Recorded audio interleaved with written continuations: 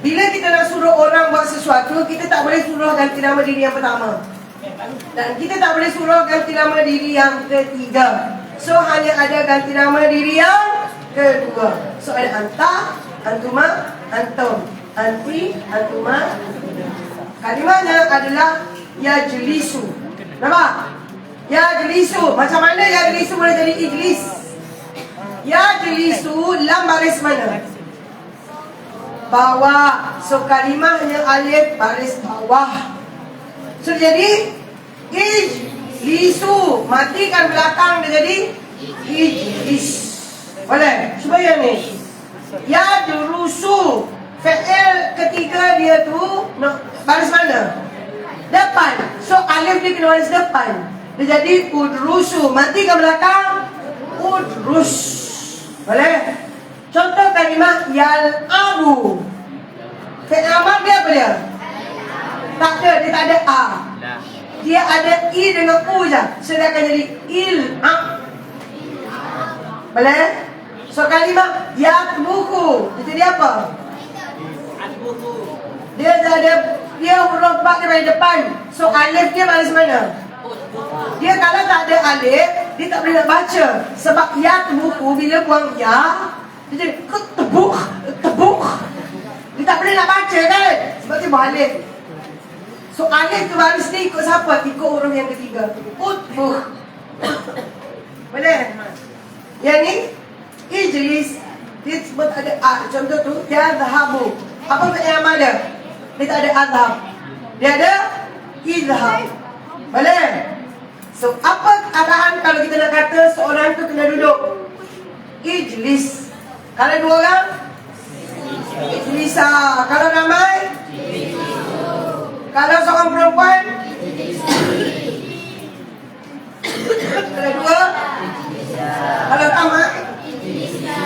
Ijlis.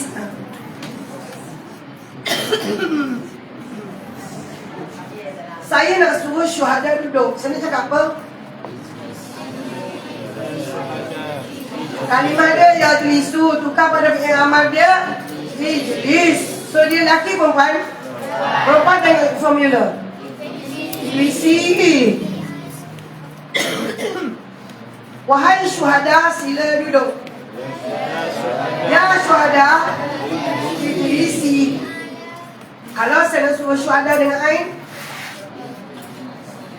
ya syuhada wa ain ijlisa. Kalau syuhada ain dengan Nadiha. Jadi apa kalau tiga orang? Ijlisna. Sebab tu cikgu selalu cakap ijlisna dia talibat. Sebab ramai. Kalau saya nak suruh seorang yang duduk, saya kata apa? Ijlis. Kalau dua orang? Ijlisa. Kalau ramai? Itu kalau diam, uskut. Kalau dua orang? Uskuta. Kalau ramai? Uskutu. Dia bunyinya uskutu. Kalau yang diam tu seorang? Uskuti. Kalau dua orang? Uskuta. Kalau ramai?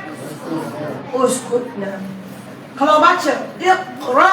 Kalau dua orang, iqra. Kalau ramai, kalau seorang perempuan, iqra'i. Dua orang, kalau ramai, iqra'na. Boleh? Cuba nyanyi lagu Rindu Madinah. 1, 2, 3. Rindunya daku kepada bumi Madinah. Senang sangat puas sikit. 1, 2, 3.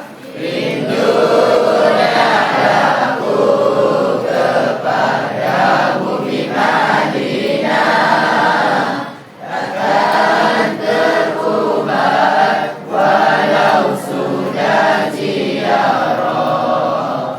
Anta ijlis antuma ijlisa, antum ijlisu